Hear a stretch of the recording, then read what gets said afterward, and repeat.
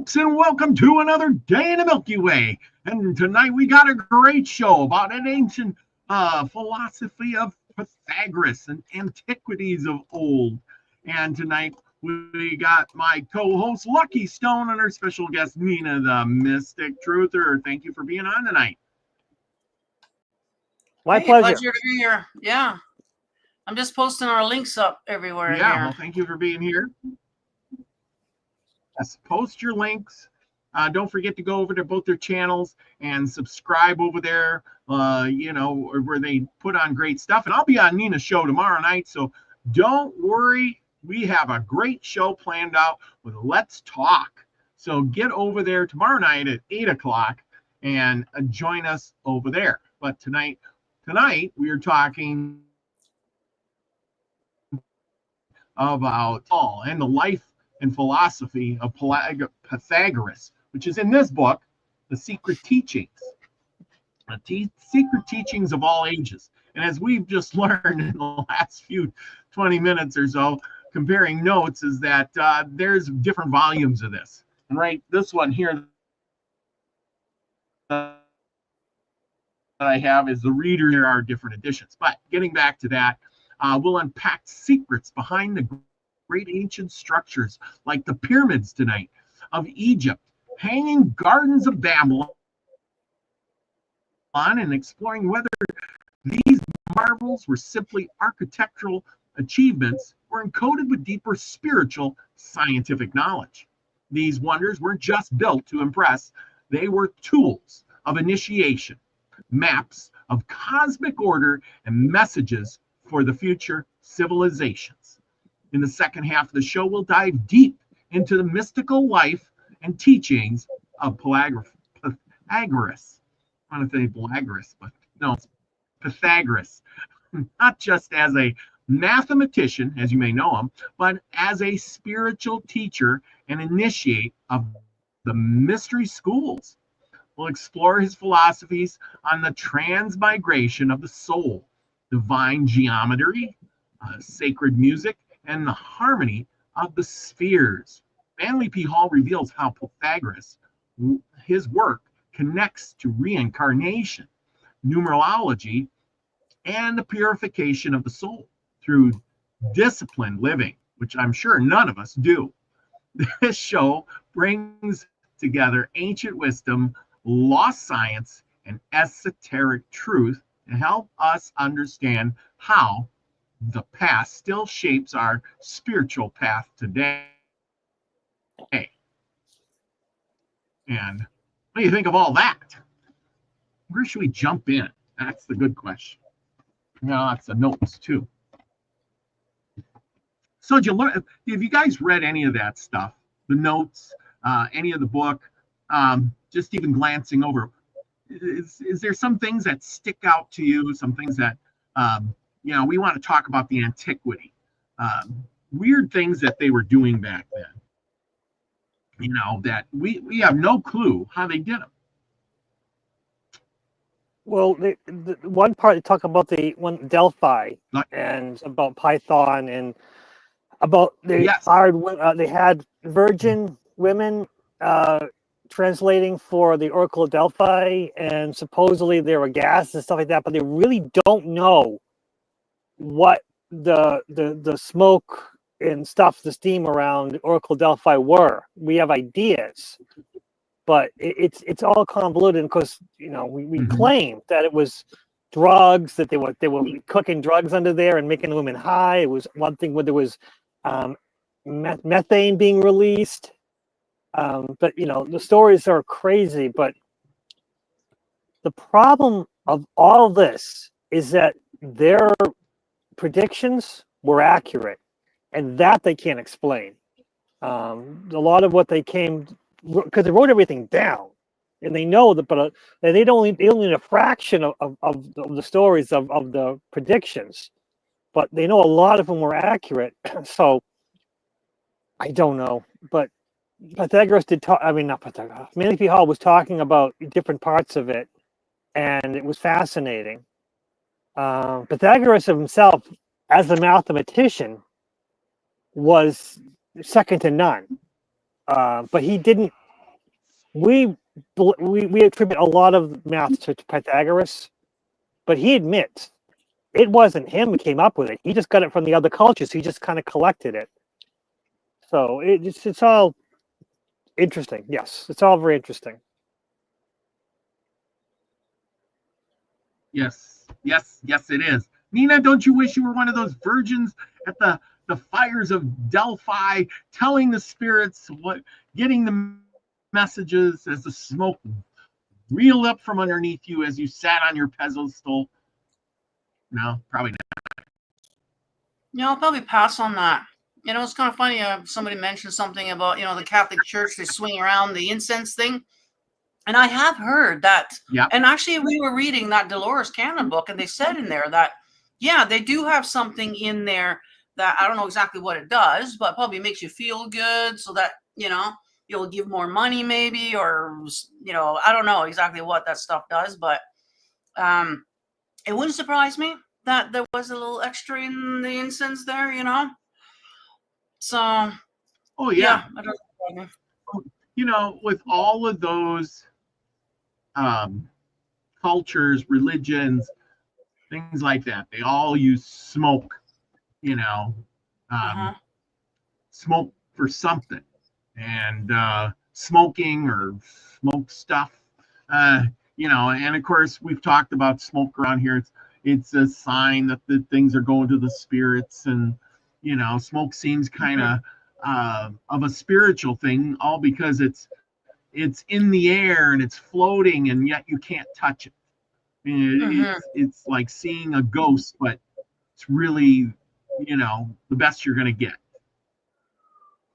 Yes. So anyway. Yeah, there's something to that for sure. Like in magic or whatever, you blow out the candle after you've said your thing, and that smoke is supposed to carry that message up to, you know what I mean? So there's, smoke is definitely a big thing. And it's also cleansing. So, being cleansed in the smoke and the fire, Yeah, because don't you like, you're into the mystic thing. About candles, and you're lighting candles. You're doing the smoke. You're you're doing the sage thing and smoking the house. Kind of to ward off spirits. Yeah. So there you go. We're literally using the smoke off the sage to cleanse, and ward away negative energy or whatever. So yeah, exactly. There you go. We're still doing it today. So. Yep. Now, an oracle of Delphi. I like that. The oracle was, a young lady, usually a young lady who took on the personage of this oracle, and they were trained or whatever. The gods were supposed to be speaking through them, or the priest or the priestesses. They would give you divine prophecy, and hence in forth there comes Pythagoras, because that was one of the ones that his parents went to see the Oracle of Delphi. But we'll touch back on that. As you were saying about the Oracle of Delphi, it says here the Greeks believed that Delphi authority was established when Apollo slew the great serpent Python beneath the mountain Pythagoras, or Pythagoras, I guess, claiming the shrine of his own. The name Delphi, derived from Deilephos, womb, alluded to the cave's shape. So it was a Pacific cave, a cleft in the earth, a cosmic womb from which Apollo's truth was born in utterance. I guess the Delphi was a virgin priestess. She sat atop a sacred tripod that straddled a fissure vent with strange vapors, gaseous fumes of the earth, like you were saying. We don't know what they are. She would fall into a trance and utter mystic syllables, interpreted by attending priests into Apollo's prophetic message. Hall recounts that this sacred tripod was ritually symbolic, a three-legged frame often shown entwined with serpents. Again, serpents are knowledge, supporting a bowl and a hidden chamber for the entranced priestess. Through Delphi's oracle, one kept so pure it was consulted by the statesmen and kings. We glimpsed the ancient view that the earth itself was alive with spirit. Well, there you go.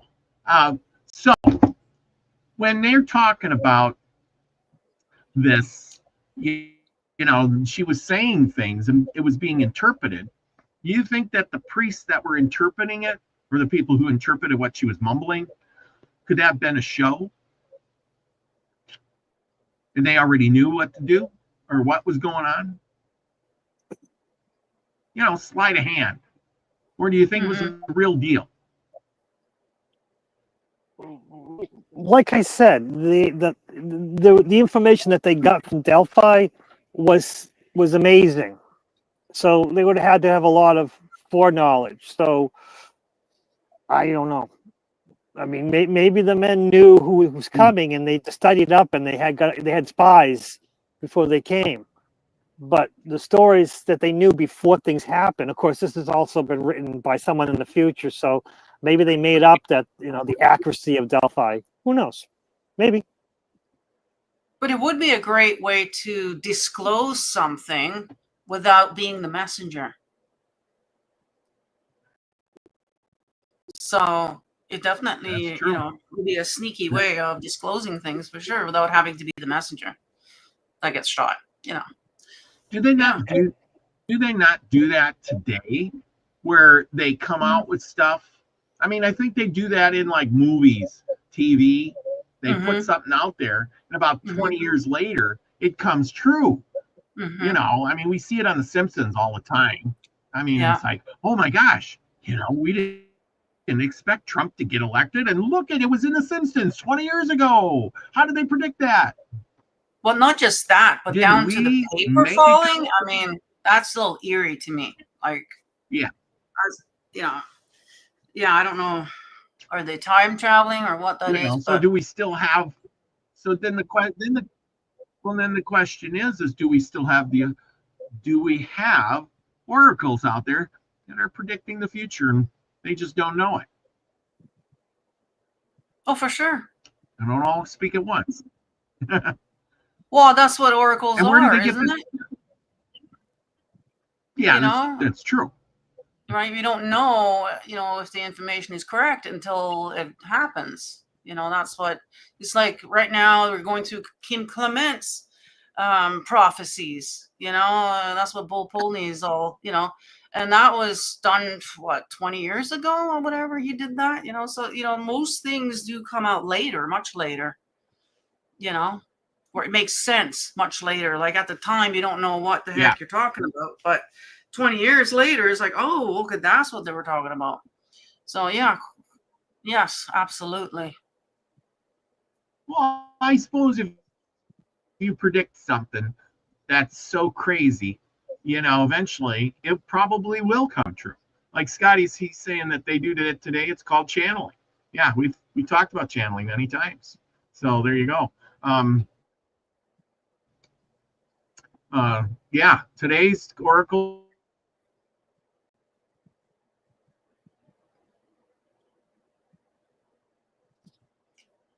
Okay, I think we're losing Robert here, but I thought it was Mayan. I wasn't sure. I wasn't sure if it was me. But yeah. Oh, he's gone.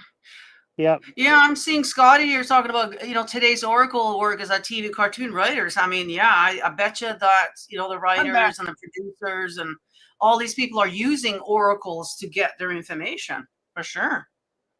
Yeah, makes sense. Yeah. I mean, Go ahead.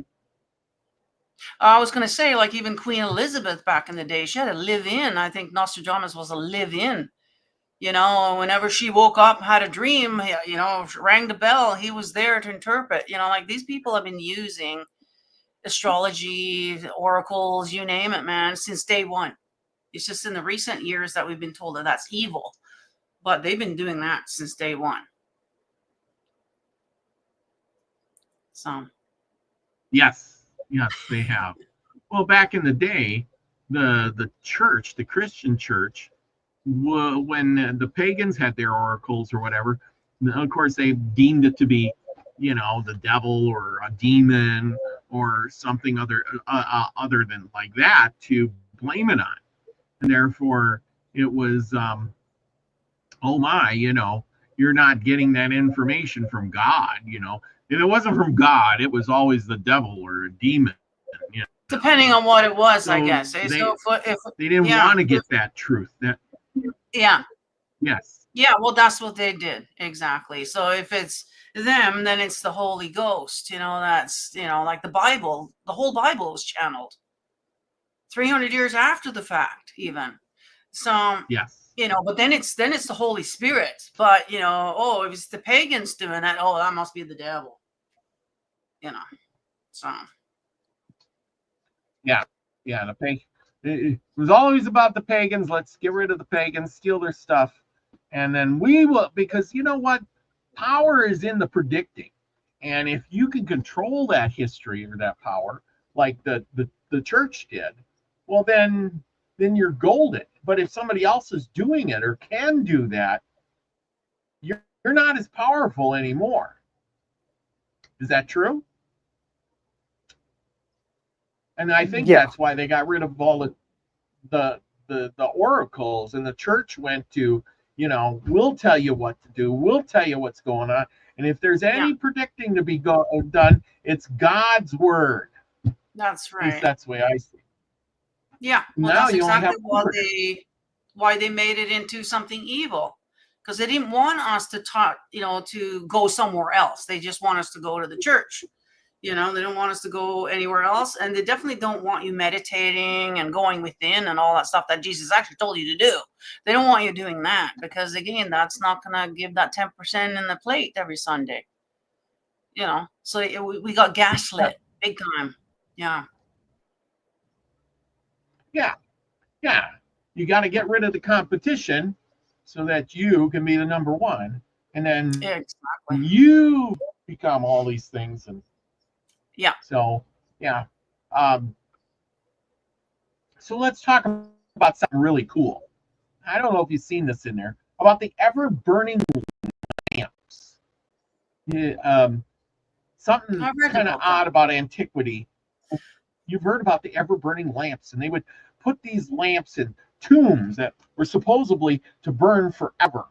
150 different authors have wrote about this. The Catholic Church, of course, they deem them demonic. Of course. Yes, for sure. Yeah. Yeah, of course, And was this an ancient knowledge or a skill?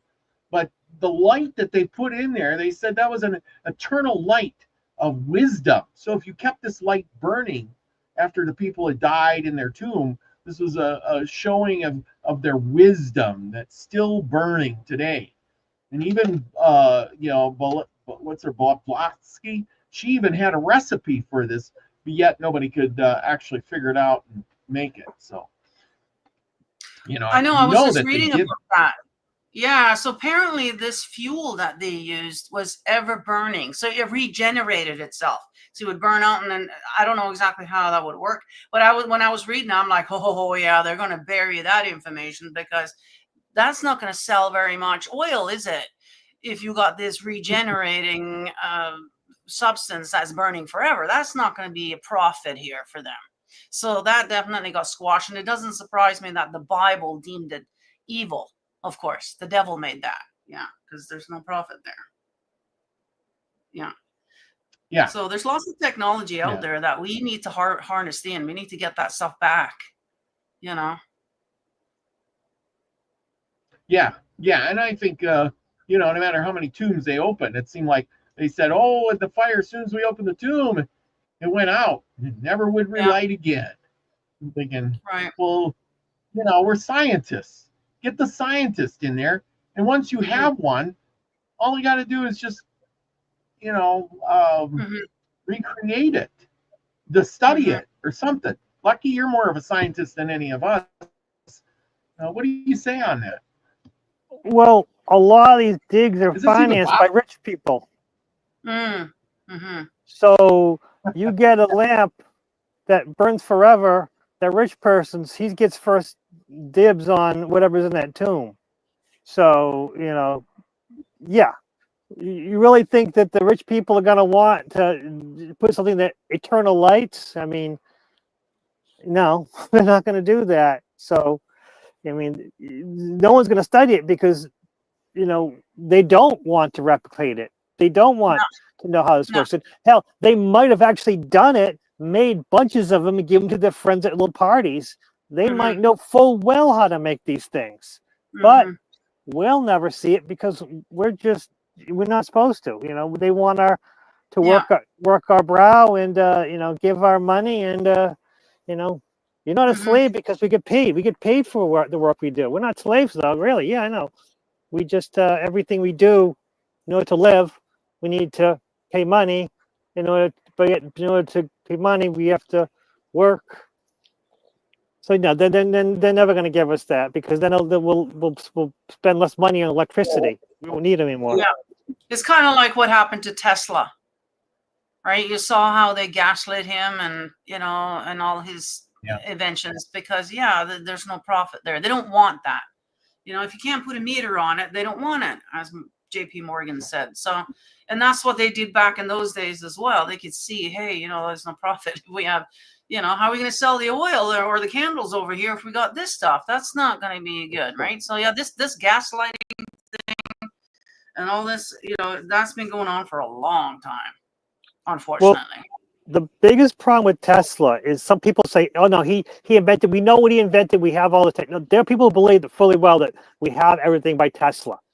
The only problem is at the World's Fair, he had a wireless car with no power driving it around, no battery, no gas, no nothing. And he also was joking around people driving boats, remote control boats, when remote controls didn't exist back then. But he had them, and I forget what he was telling everyone. Oh, they were voice control. That was his joke. He was saying that they were voice control. He was controlling it with the wireless, with the thing. And his joke was, though, they're not voice control, ha ha ha, but they're wireless. And these things are boats that are running forever with no charging, no gas, no electricity. So yeah, Tesla did have wireless technology. He'd have wireless power, and we have no idea how he did it. They might say, yeah, we know everything. We have everything. We don't. And we can prove it because the World's Fair, where Tesla did all his little fun experiments. When he was in the beginning, when he was, the golden child, how they're going to make all their money. They let him have his toys. Then he said, we're going to give it to the people, give it to all the masses. Then they said, no, you can't do that, Tesla. You can't do that. We won't have any money. And Tesla's like, free energy for everybody. Yeah, I know, right? Free energy, free hydro. Yeah, let's go. Oh no, we can't have that. No. Yeah. Yeah, and they probably did think that was, like the remote, like you said, they probably do think that that's something evil. That's, that's, whatever they don't understand, they just deem it evil. That's it. And then nowadays we're like, oh, okay, we wrap our heads through that now, but turns out it wasn't so evil after all. Well, that's the simplest way. I mean, it is. It's the simplest way. Simplest way is to say whatever you think is right is actually wrong because we didn't tell you it's right. Right. Yeah, we didn't invent it, so therefore it must be evil. Like you said, the guy said you can't put a meter on it. Yeah, so it must be evil. Exactly. And they did that throughout history. And millions of people have died over it. For what? Because, well, the witch burnings, because, well, these people had a different idea. They knew too much. They were smarter. And I really think that's why our society declined for, ages, not just a year or two, but ages, a decline in knowledge and wisdom and all of that. Because when the church came in, they got rid of all the oracles, and they got rid of the medicine Now if you want to heal yourself, you just pray to God and kneel down and pray to God. And if he takes your life, well, if you die, it's the will of God. Mm-hmm.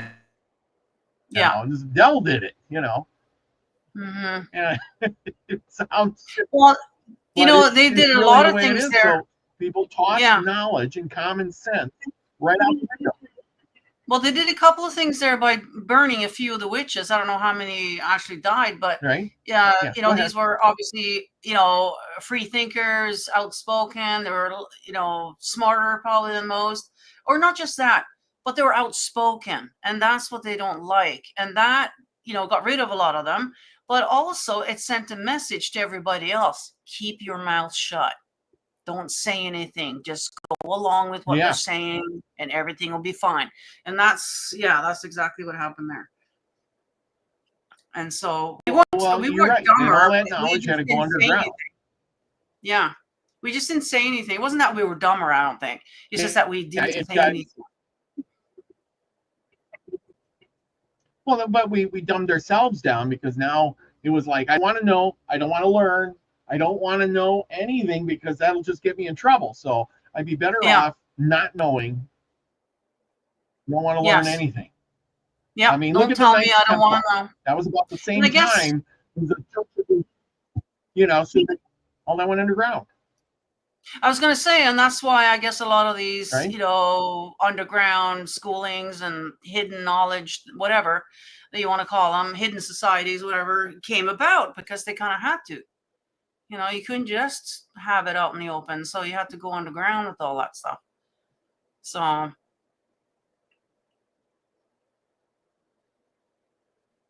yes. Yeah. Yes, it all went underground. But okay, but the secrets, the mysteries, this knowledge was around for thousands of years. And yet, just in a thousand years, that the religion, the church, got rid of all of that and started us over. And I think that's why our society hasn't progressed a lot, is because of that. And even so, when Pythagoras came around, he was in that time of the oracles. It was before all this religion stuff happened. It was 600 BC. 600 BC, and he learned. He was prophesied by the oracle of Delphi to his parents that he was going to be one of the greatest spiritual leaders. And people actually, as he got older and stuff, thought of him as a god in a man's body, kind of like a Jesus of his day, because he was smart. He studied at all these mystery schools, and when you had so much wisdom at that time, I think they just thought of you as a supernatural being when you could think out of the box and you knew stuff. Don't you think? Mm-hmm. I mean, what's your thoughts on that? Meaning a really smart person who is full of knowledge. Well, Pythagoras. Have you ever met anybody like Pythagoras was before all the philosophers. He invented the term philosophy.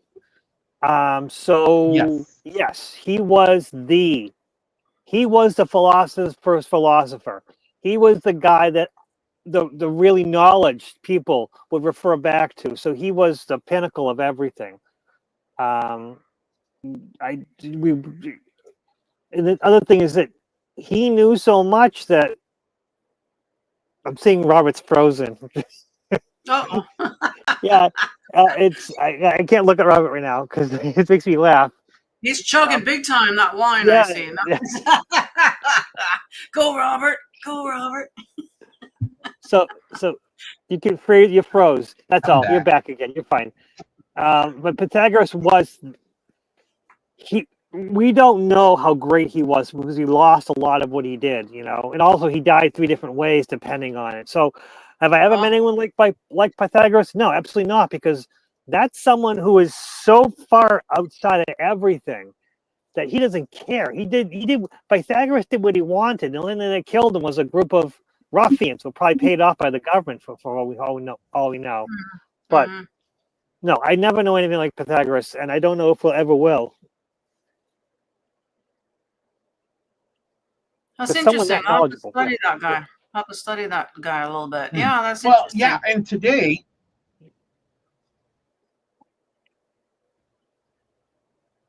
Frozen. Oh, there you are. you know, but today,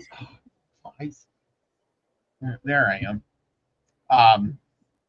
You know, but today, well, you know, I don't even know if we would know if we met somebody that had that kind of wisdom. I think that's what our society is missing, is people are either charismatic or they're, you know, very intelligent, but then they hide in their closet, you know, inventing things or something, or studying books or becoming teachers. There's just nobody who's all of that put together. I guess Pythagoras was a handsome kind of man, you know, they said, and he was, you know, apparently he had a voice to speak with too, you know, and that's what it takes to be famous. Is, well, you know, even today, you got to have a good voice, you got to have be charismatic, you got to be knowledgeable. Maybe even not knowledgeable today, because they got teleprompters and scripts for you to read. You know what I'm saying? So they don't need that today. And yeah, well, like we just said, you know, there's no incentive to be the smart guy, because you're just gonna either like get killed like you did, or gaslit, or you know, they're going to tell you that you're evil, or you must have gotten that info from the devil, or whatever. Yeah, so there's no incentive to come out and be the smart guy. It's almost like, I'm going to go and live in my castle up in the woods here and screw the rest of you, you know. And clearly he must also have the time to sit and study. He's got the money, so he doesn't have to go to work. Most of us, especially back in those days, they were working like 12 to 18 hours a day. Like, they don't have time to study. They barely got time to sleep and do their personal care, you know. So I don't think it was that he was that much smarter than anybody else. It's just that he had the time, you know, and the resources to get a hold of the books and everything that he had. So, you know, yeah, I don't know. What are you going to say there?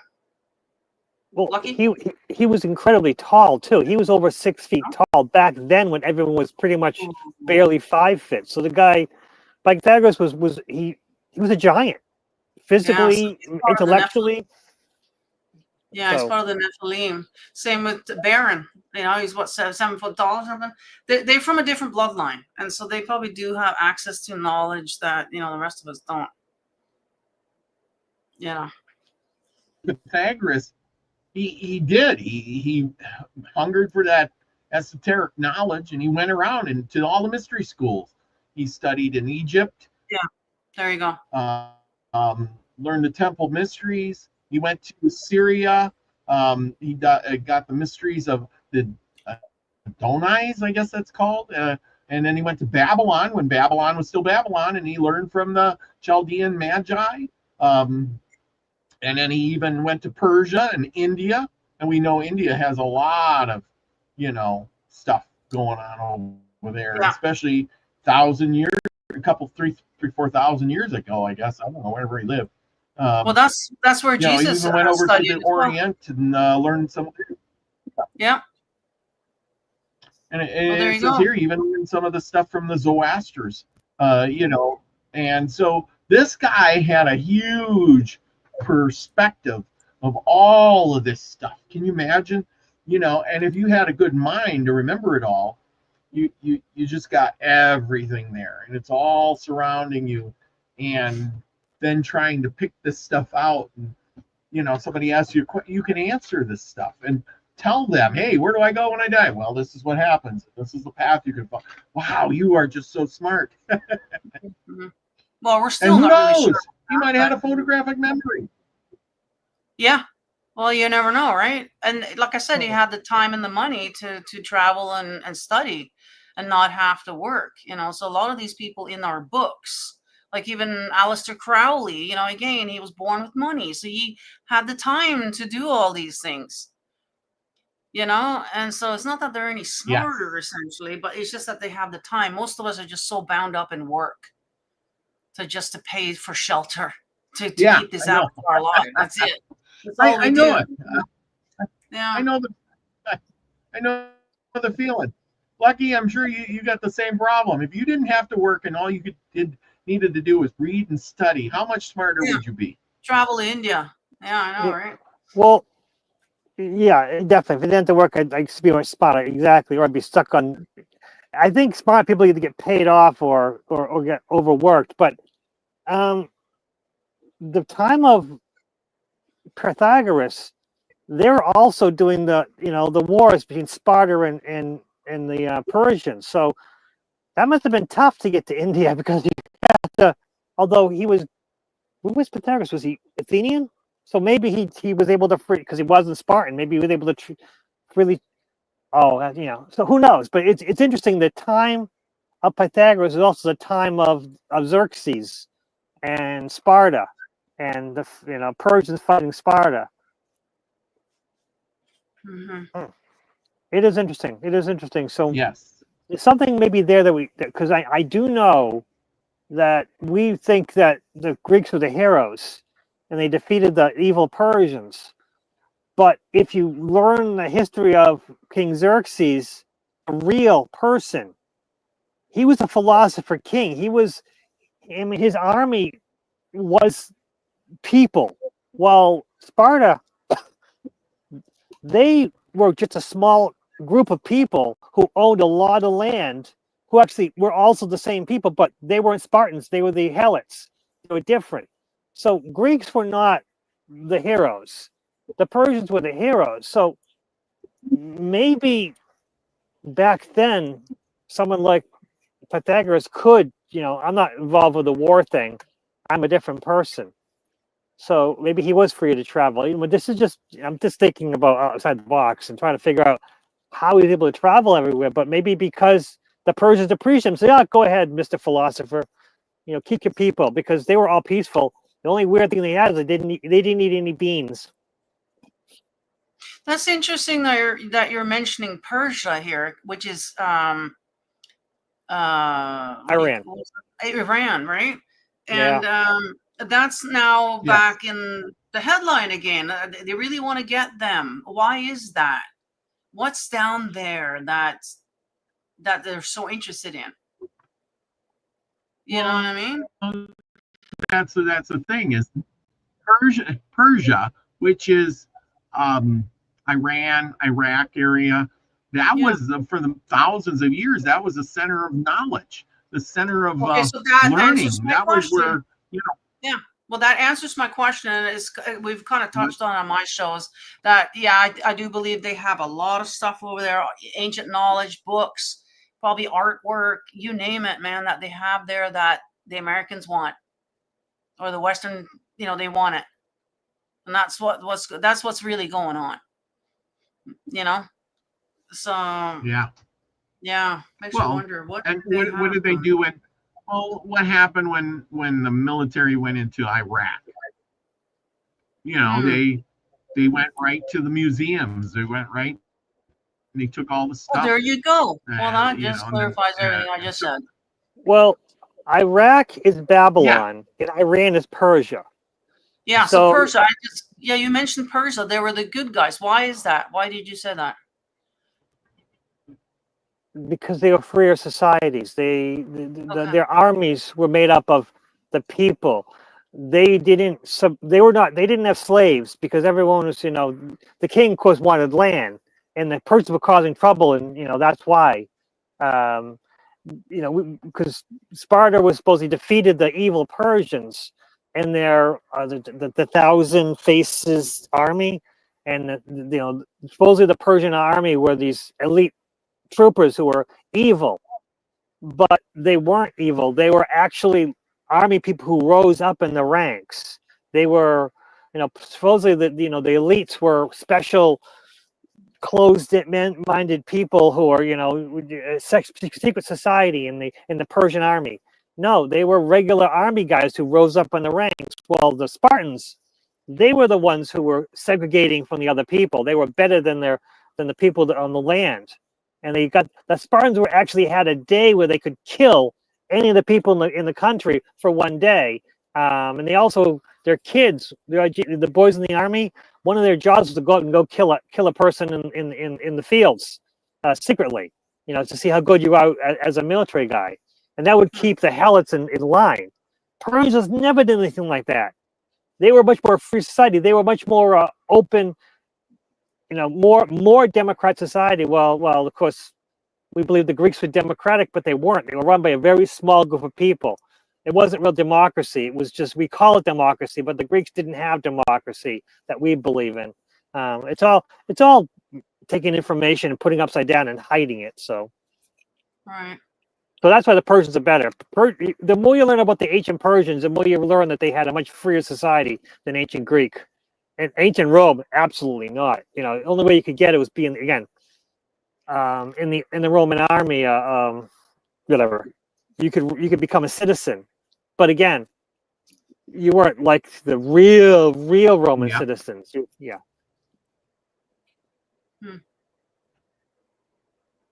Interesting how we're going full circle with the whole Persia thing. Right now. Oh yeah. Well, then the question is was there ancient technology hidden in those places? Well, there you go. Mm-hmm. And there's something there that they're very interested in. Mm-hmm. Well, even back in World War II, they were there looking for stuff. In World War II. Why? Right. Hitler is very much into the occult and whatever. And so, that definitely, and the rich people too. I mean, once you have everything, what is it that you could possibly want? Well, it would be ancient artifacts, artwork that, is very, rare and all that. Yeah, that's their mission, I guess their thrill to get a hold of these things. And so, wasn't it King Solomon who said there's nothing new under the sun? Well, that means if there's nothing new under the sun, then everything has and was invented at some point in time, and we don't know what it is. All we got to do is look hard enough to find it. Mm-hmm. Makes sense. True. You may not have to invent it. It's already been done. You just got to find it. Then you can reinvent it. True. Could that be what Tesla did on some of his stuff? We don't know. Could that be what some of these other inventors did? Maybe, possibly. Just seems that they talk about some of these things in like in the Indian India stuff. That it says Vimanas and nuclear war, and talks about stuff like that, missiles, rockets in the air. Well, their history goes back way farther than most people's, at least their written history anyway. So, and like Sky says, they had the Vril Society. Vril Society. I was going to do a show on that. I thought it was very interesting. This Vril Society. I don't know. Is that something anybody's interested in? I don't know. Let us know in the comments if you want us to do a show on the Vril Society. It's interesting, Yeah. Yes, it was.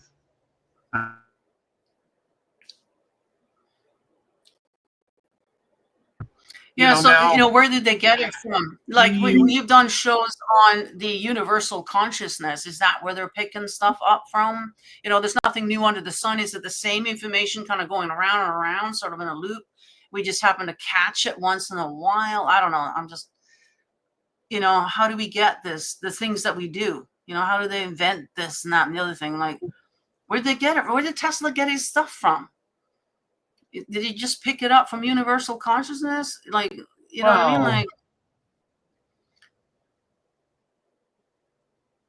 well, that too, and the fact that if it goes round and round like you're saying, but you can only learn it if you're ready for it. So even if the technology's out there to build a spaceship to go to Mars, and you don't know how to build a spaceship even to go to the moon, how you are you going to be ready for that if you're still, driving around with a horse and buggy? See, you wouldn't even understand the technology. I think. Mhm. I think that's where it all goes down to. Like even the guy that invented the Steve Boat wheel. says, yes, where did that history come in from? India goes back 2,000. Oh, Scotty's into it. Cool. Yeah. Okay. Well, I might just do that. Tesla channeled most of it, Yeah. Steve says. Yeah. So, but channeled from what? Like, is it just universal consciousness, or is it beings? That's the question, right? What are we channeling here? From where? From what? Like from them? From, you know what I mean? Like, Well, and is that why the church stopped everything to put it on pause and said, hey, if you're channeling, you're doing any of this stuff, it's of the devil. yeah. Yeah, of course. Yeah, because that's they don't what you want have us to to have any yourself. info. Yeah. But if it was them, then it would be the Holy Spirit, and then it's okay. You can speak in tongue, Yep. and that's okay. Yeah, like that looks more demonic than anything I've ever seen. You know what I mean? The whole talking in tongue, that's creepy. But oh no, that's fine. That's God. It's the Holy Spirit.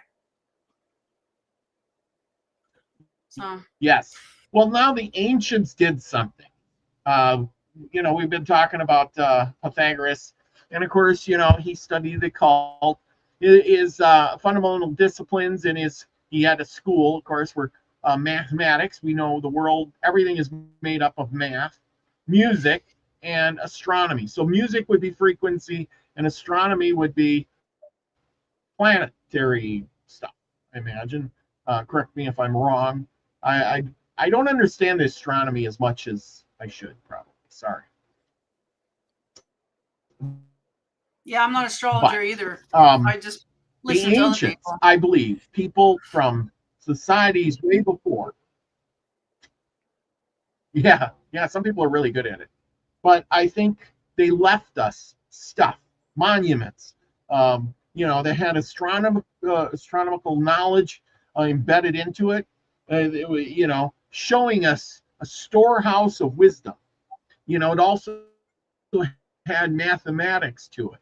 So it wasn't like, they built the pyramid and there's, it's a testament of time that the people who built it had mathematics, they had astronomy, they had, they must have had all of these things. In order to build a monument like that, you have to have a society that's functional, reading, writing, arithmetic, a structured society, because you just can't get a bunch of yahoos out there and gather them together and build this thing. You have to know about the moon, the sun, the stars, the alignment of the earth, north, south, east, west, longitude, latitude, things like that.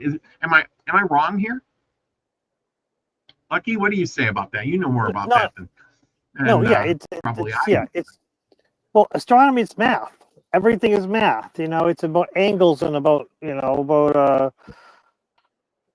spheres and how they interact with each other, and different. It's all math. Astronomy and math are very straightforward. It's all predictable. It's like a clock. It's like this clock in the sky, and as long as you know where you are at the time of the certain constellation, that's what astronomy is. That's astrology. That's the thing. That's astrology. But that's also astrology and astronomy weren't two separate things back then. They were like the same thing, different aspects of the same thing.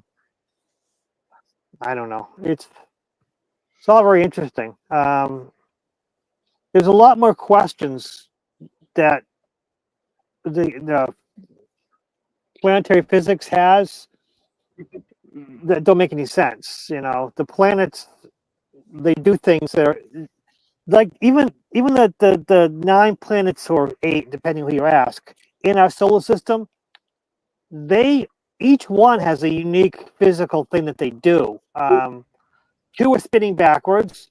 1 is spinning on its side. They know that technically, historically, and logically, all the planets should be going the same direction as they spin around.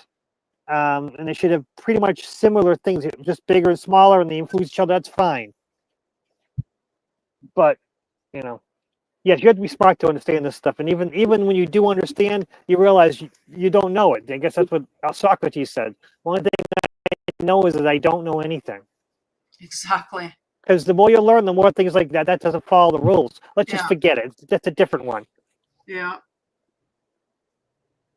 I agree. Yeah. The more I learn, the less I You know. know, what's your exactly? What's your thoughts and your feelings on these monuments and structures? You must have a thought on that. Where do you think, who built them? You think, and where do you think they came from, and what message are they trying to send us? Are you talking like the cathedrals and all of these big fancy buildings that we Well, can't replicate today? yeah, Is that what you're yeah. talking? Why don't you Yeah. go with that? Yes. Okay. Yeah. There's tons of buildings, right? And stuff that, we can't do today. So obviously it was from a different civilization, and this is kind of what we're going to touch upon tomorrow. And like, I think we've had a lot of different resets we keep building on top of. So if you look underneath us, you'll find all kinds of structures and buildings and stuff, talking about the World Fair. Like, there's so much that's been going on that they just keep resetting us, so that we don't remember, we don't know, our history books don't tell us. But the buildings is still there, but they can't explain, like, how the heck did they build that? There's no way that these are humans of today. We can't even do it today. Never mind 2,000 years ago, whatever it is that they're claiming that they've been there for. So yeah, most definitely. I don't think we've actually, as this species as we are right now, I don't actually think we've been here very long. We're a very new species, I think. But that's just my theory. Well, I think there's something. the people before us were way more advanced. We got dumbed down big time. But anyways, go ahead, Lucky. Well, something really weird that I'm just thinking about. World fairs. The Eiffel Tower was built for temporary for one World's Fair, and then they said, we'll leave it up. But it was supposed to go up. Yeah, it's still there. It's still there now. They kept it up. It's the tower, whatever it does. But the thing that really drives me crazy is it was supposed to be a temporary structure. That's a pretty amazing thing for just put up for a year or so. So, I mean, it doesn't make any sense if they admit that it was only supposed to be up for a short time during the World's Fair. They're going to take it down. But it's such a robust, amazing, tall thing, and they just said, "Oh, we're going to put it for a little while." That's a lot of work for a short time display thing. Yeah. So what other things were they doing that they actually tore down? They actually took away? Did they do that would probably blow our minds? And that wasn't that far along ago, but we still a lot of it was hidden. So maybe the moon video, whatever that is, being lost is because they just have to get rid of it, because the truth is hidden there. We don't want them to know about it. I don't know. Well, they say the same with the Chicago World's Fair. I mean, we have a lot of pictures of that. I mean, it happened right here in this country, and made all these big giant buildings and then tore them all down. Now, I believe that could happen today because we'd make them out of styrofoam and plastic, but today we would. They were made out of cement. Yeah. That's what I mean. Like, our whole building way of building is so different. I mean, we're literally using plywood. I mean, we don't even want our houses to last more than 20, 30 years. That's literally all we were expecting out of a house that we were building nowadays. Like, it's like, why even bother? Like, but I mean, back in the day, they were more fireproof too, because you had all the brick. Like, why the heck don't we go back to that so that we don't have all these fires? Like, I don't know. There's so many questions. That's kind of where I'm at. I'm,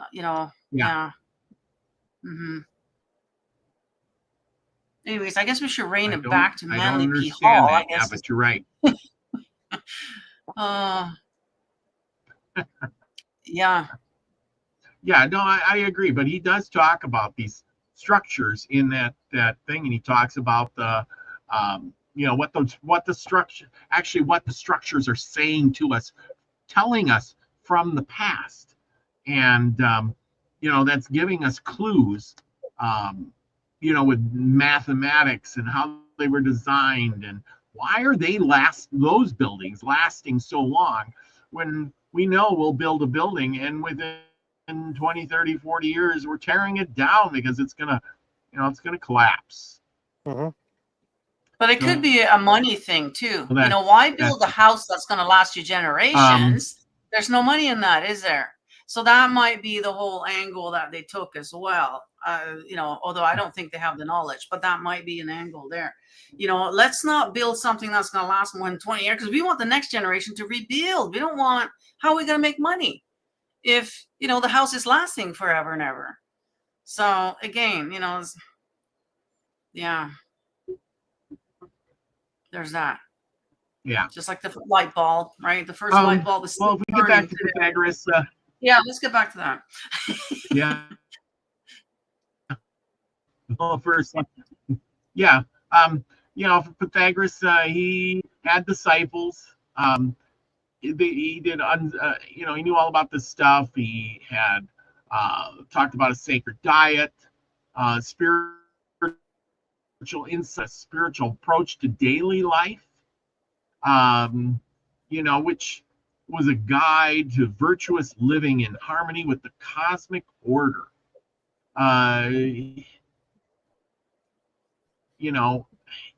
He did mystical teachings about the soul, and I think they did a bunch of that on the A7 yesterday, in reincarnation. The mortality of the soul. Think about it. Here's Pythagoras, and this is 600 BC, and he's talking about the immortality of the soul and how you can be reincarnated and all these things. And to a 600 BC man, how do you think he was handling this kind of information? That's a good question. Why don't we dive in that for a second? How does a person from 600 BC handle the information when Pythagoras says, oh, you can get reincarnated, you can live a spiritual life, and you come back and do it all over again? What do you think this man is thinking? You're nuts. This is great. Well, who do I worship? I don't know. For the Greeks, that's something. They had heaven and hell. They didn't have any idea about reincarnation. The ancient Greeks were nothing like that. So it would be like reincarnation in this time, where very few people actually believe in it. The religious people will not touch it. And maybe just, but people outside the fringe groups, oh yeah, we're okay with that. Yeah, we'll go with that. So it would probably be tough. But for this 6'2" guy, eloquent speaker who's knowledgeable and strong-willed, so it must have been something else, because people must have literally looked up to this guy, because he was tall, smart, well-spoken, rich. He had everything he needed. So it would probably be a shock to most people. All that crazy. I guess you could equate him to Musk. Maybe not, because Musk is greedy too. But Tony Robbins? No, not like Tony Robbins either. So I don't know. I know there's nothing like Pythagoras, but I think he would blow the minds of someone 600 BC, definitely. Well, he would have gotten that then from India, because he was over there studying. And Indian, they do believe in reincarnation. So that's where he would have gotten that from. True. Or maybe some channeling of something. I don't know. That's what I'm saying. Where is he getting this from? But the reincarnation thing, I would say, is definitely from India. So very interesting, though. So yeah, he would have been looked upon kind of weird, because they hadn't heard that here yet. It's never fun to be the first. It never goes well. And then later it's like, oh yeah, first with a lot of stuff. Yeah. So later on, people are like, oh well, shit, shouldn't have killed him, I guess, eh? Too late now. Yeah. That's right. Well, Yeah. eventually they hunted him down and, they killed him off just like they do. All good philosophers, all good Yeah. thinkers, all those good thinker people, they all seem to get, axe killed off, strung up, Well, especially with die in agony kind of thing. Like that. I was going to say when he was saying, yeah, well, I never heard of this, but it's the better version than hell and burning in hell forever. I mean, that's not a fun thing. But that's probably what killed him off, I bet you, because that went against his stuff was going against their stuff, and we all know what happened there, right? If you didn't go along, then you got exnate out of here. So Well, yeah, here we are. People with new ideas to be, ridiculed and become the enemy. If you have a new idea, oh my gosh, unless society says we're going to accept this, if the time is right, you become the thorn in the side of all those other people. Yeah, you get gaslit. There you go. Yeah, even back in those days, like nowadays, it's so easy to do it with social media. You can cancel a guy just like that if you want to. And I guess they could back then too. It took maybe a little bit longer because it was definitely word of mouth, but no, that's been going on since day one. Well, definitely, like Columbus. We'll just take Columbus. We all know Columbus, and I studied him plenty now. He was chosen because if not, he wasn't chosen. They had boats that could sail the ocean. Columbus even took a small, crappy boat. Actually, he took 3 crappy little boats to sail across the ocean. You don't, and nobody else in the whole world sailed across the ocean, even by mistake. No. Before that. Right. Exactly. Actually, that's not true. That's not true. I believe the Vikings did come over before Columbus and all that. It's just that it wasn't well known. But they found that. I think Rob was being sarcastic. Oh, okay. Gotcha. Well, yeah, but that's the whole point. You have ships. It's just like saying we got airplanes, but nobody's ever flown across the ocean before. But we can fly across the whole United States in a jet. And somebody finally flew across the ocean. Ooh, like, really? I mean, nobody ever got it off course or decided to just wing it and go. I mean, they can sail. People sail across the ocean. I mean, it's that lady that's famous. I can't remember her name now. She was famous but they found her dead somewhere, didn't they? Amelia Earhart. Yeah, that's it, I think. But they did find her dead somewhere, because we just didn't have the fuel capacity. That's the problem there. But you would think they would have that today. I don't know, but people were flying across. I mean, it didn't take them long to start flying across the oceans and stuff like that. But the whole point is that just people today will sail across the Atlantic Ocean in a rowboat. They've done it. I've seen the things. You can look it up. People are doing it all the time to set some kind of world's record. Smallest sailboat, smallest rowboat to sail across the Atlantic. Well, if a guy can sail across the Atlantic in a rowboat today, you don't think people back then went out fishing, lost track of things? There was a storm, and next thing you know, they're on a beach somewhere in South America. Yeah. Yes, but what happened was that 1 or 2 guys in a little boat got killed off so fast. You know what I mean? The Indians would have just killed them off, and that's what happened to the Vikings as well. Even though there was probably a few of them there, but they just got outnumbered. And so I'm sure there's been lots of people that have accidentally come across here. But if you don't have the numbers, if you don't have this planned out that you're actually planning on conquering a whole continent here, and have the boats with you, to do that, you're not going to last too long. The problem is the Vikings did a long time. They have Native American genes from Newfoundland in the Vikings in Iceland. Iceland has Cool. genes from the natives from Newfoundland.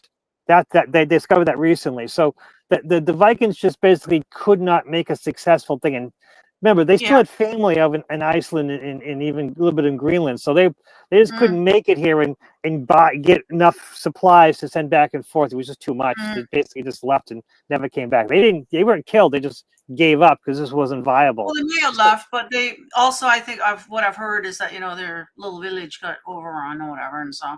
But not to say that they haven't, impregnated a few native ladies and started, got their genes over there, and and then ventured back to Iceland. Kind of explains a few things because my lineage, I also got native, French native, and of course Norwegian. So, a real good mix. Explains a few things. But anyways. But also, if you think about it, the easiest way would have been to go straight across to New England from Spain, But instead, he went way down, took the long way, the hot way, the weird wind way, and went all the way to the Caribbean. So maybe he already knew people were going to the Northeast United States, or he thought it was Asia. And he wanted the better stuff down in the southern part of Asia, because he believes he's going to Asia. Didn't they think it was India? They thought they were in India. That's why they called them Indians. So they didn't even know where they were. Well, that's the thing, because all that area, Southeast Asia, was considered India.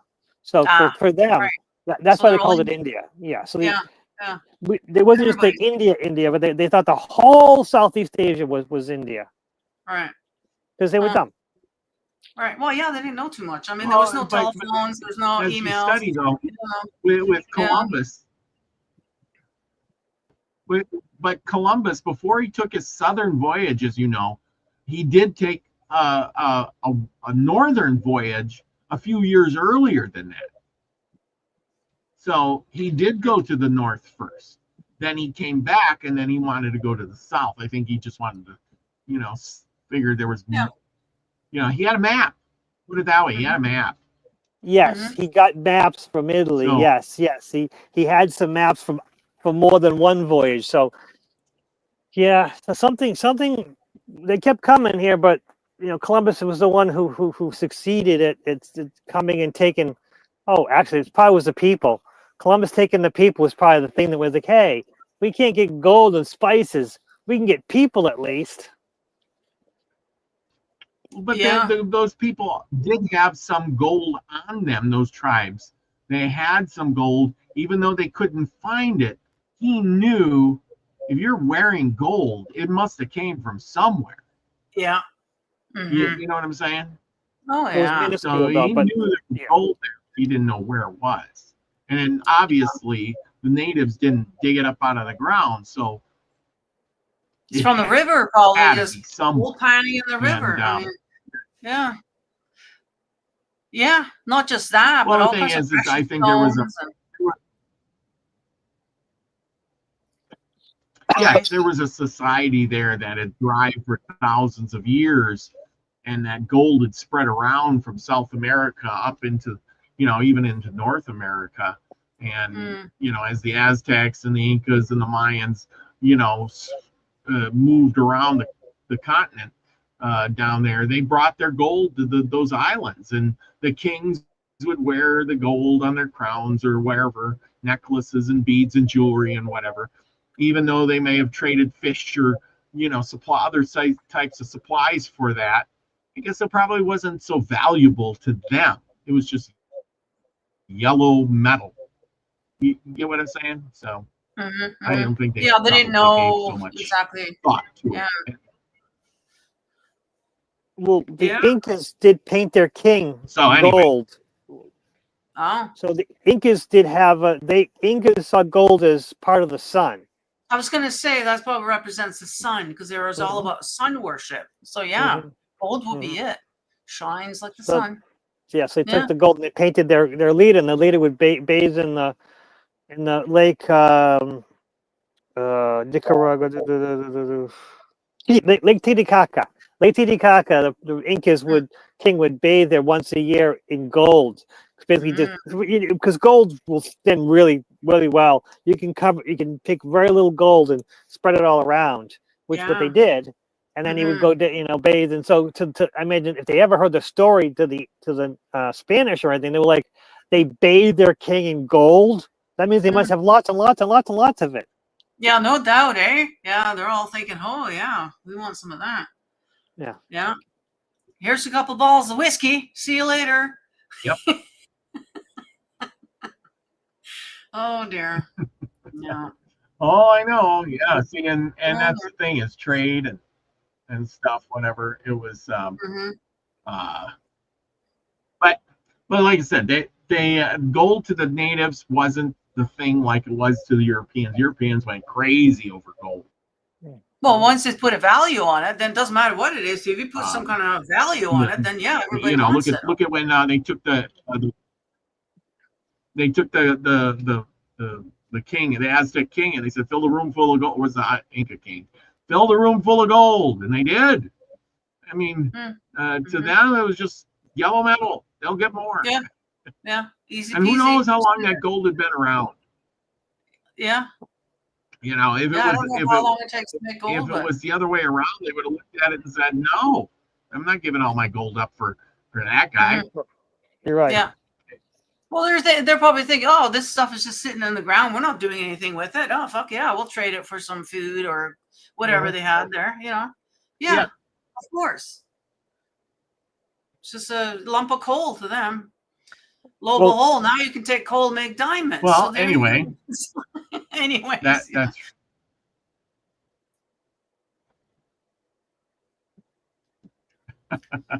actually, speaking of coal, well, any last words, and let's wrap this up. Okay. Yeah, no, you're right. Lucky. Go ahead. What exactly? I have no idea. It's fascinating. I don't know how we went from Pythagoras to inking gold, but it is fascinating. But they hide. That's it. You know, that's how it is.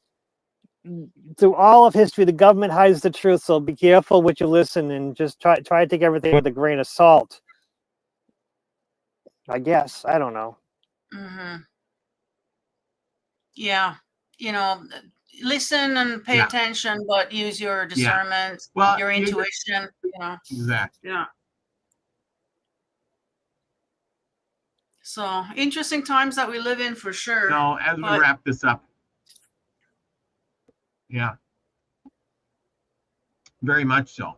So Pythagoras' role as a beacon for the ancient spiritual enlightenment, whose teachings of the unity of God, the immortality of the soul, and the mathematical harmony of creation have resonated throughout the ages and profoundly shaped esoteric philosophy, traditions, and the Western world.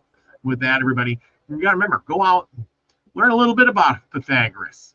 You know, he was the first to learn. You know, to say, hey, philosophy. He was the first to talk about mathematics and music and harmony, and you know, I'm sure he talked about the 7 principles. He knew all the secret stuff. Man, if I could sit down and have a conversation with that guy for an hour, imagine all the stuff you'd learn. Holy cow. Right? Exactly. Yeah. Lucky, what would you ask him? Just hypothetically, if you get to ask him one question, what would you ask him? Got me on the spot. I mean, I would want to know the religious contents of the right triangle, because I'm sure there was something religious about the right triangle, and for us it's just a shape. But I think he would probably have some kind of story that would just blow my mind about what the triangle represents. Simple, something structure, but amazing. Would have been an amazing story, at least. That is a very good question. That is a good. Nina, what would you ask Pythagoras? I don't know if I would have one specific question, but I would definitely love. This guy knows everything. Yeah, I would definitely love to spend an evening and pick his brain, for sure. You know, there would be so much. I don't know. Like the reincarnation thing was just brought up. I mean, I questions on that. Where did you get that from? You know, what do you have to back that up? Do you have any proof? You know what I mean? Like, there's one thing to just read all these books and then regurgitate it, but do you have any receipts though? You know what I mean? So, like, I mean, I would just have a million questions. Yeah, I would definitely love to hang out with that guy for sure. I know. Pythagoras, you got any receipts on how you did all this stuff? That's a good Nowadays, one. you That's a got to good one. question everything. Mm. Yeah. Yeah. Well, everybody, remember, Max Vision has got his show going on over there. Go over there and improve your mind. And here's a link in there. Put it in the chat. Go over there, improve your mind. Max is here for a little bit. Go over there and do some remote viewing. Remember, catch up with me and Nina tomorrow night as we do a Let's Talk about the 1800s. How does all this technology come about? Hey, you know, we're gonna discuss where it all started.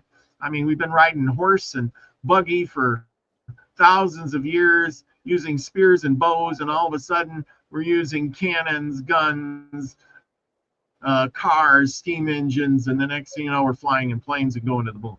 If we went to the moon, who knows? But catch us over there tomorrow night as we talk about all that good little stuff. Should be a interesting conversation. Yes, go and check out Anyway, the merch with store. that, Get everybody, yourself, Lucky, thank you for being here. Nina, thanks for joining us. Yes, I was just saying, go and check for out a the shirt merch like store. this, Get yourself don't do it. Be the Milky Way frequency you Soul want to Tribe. Yes, go and get one. That's right. If you don't know where it is, it's in the pinned comment on top right there. Pinned comment. Yeah. Plus, I posted anyway, another one check right that there. Yeah. Oh, Or yeah. it's in the description Okay. for the replay. Yes, it's in the description. And go over there, check Lucky's channel out. Lately, you've been flying that drone. Holy cow! That thing does good stuff. Mine's still sitting on the shelf. But yeah, you can't fly it much in the wind. So I've been waiting until it's not so windy out. I got a little time. But that's true. It's all good. I think, oh, Mary come up with a good one. Our Wayne is Pythagoras. There you go. A philosopher, yes. You know, we've been thinking, who's philosophy today? Wayne. Wayne's our only philosopher. There, yes. And I also got a shirt for Wayne too in the merch store, so go and check that out as well. Speaking of. Yes, you do. I have my shirt here somewhere. Yes. Yeah, in honor of Wayne. Finally put the shirt away now. I can't show you. Anyway. Yes, go over and get yourself a our Wayne Tiger shirt. Yes. So with all of that, everybody, go out and do something. It's summer. It's summer. Go out and do something fun. Enjoy yourself. Hey, go over and say hi to your neighbor now. While you're mowing the grass, give him a wave. You know, maybe mow his grass. You know, as long as you got his permission. Anyway, do nice things.